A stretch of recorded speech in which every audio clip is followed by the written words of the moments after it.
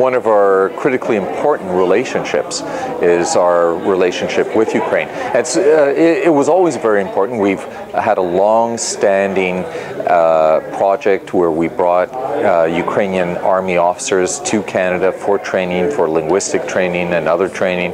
But currently, we face a geopolitical threat from the Kremlin under the Putin administration, a neo-imperialistic threat. European security is being threatened continuously by Mr. Putin in various ways. He's constantly testing our NATO alliance, whether it's testing airspace to cyber attacks. And Canada treats our NATO commitments very seriously. So, and as part of that, NATO has an agreement in place with Ukraine. Ukraine's not a NATO country, but we have an agreement in place with Ukraine. And there's an acknowledgement that in many ways, Ukraine currently is the European front line against Russian aggressions. And these are military aggressions. We have to be very clear about what sort of aggression we're facing. We have not seen this sort of annexation through military means of European territory of a neighboring country since the 1930s. It's clearly unacceptable.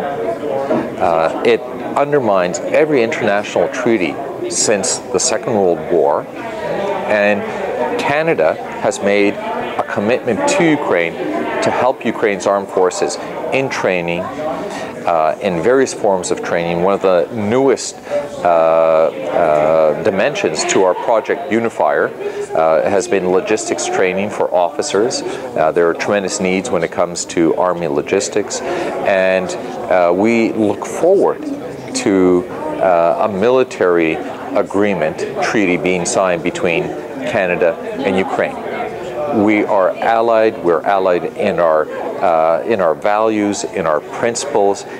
Ukraine is under threat. Canada will be standing shoulder to shoulder with Ukraine. On two of our major international military commitments in regards to engagement is clearly the fight against ISIS, Daesh in the Middle East, and secondly is countering and containing the Putin neo-imperialistic threat, which is a very different type of threat. It's of a geopolitical nature, and the responses are going to be very different for those two engagements. And I'll just quickly and briefly talk about the second one, and it basically involves our NATO partners. There are various components to that particular strategy of containing the military threat that Putin's Kremlin poses.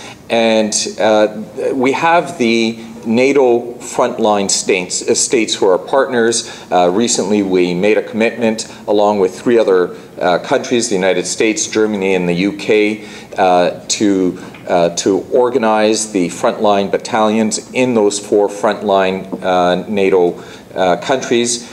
And then, of course, there is our commitment to Ukraine. And I had the honor and pleasure to be on the Prime Minister's trip just a couple of weeks ago. And it was tremendously encouraging. The trip, as its focus, was, of course, this historical signing of a free trade agreement with Ukraine. But the fact that the Prime Minister has chosen Ukraine amongst a handful of countries to make one of his very first state visits.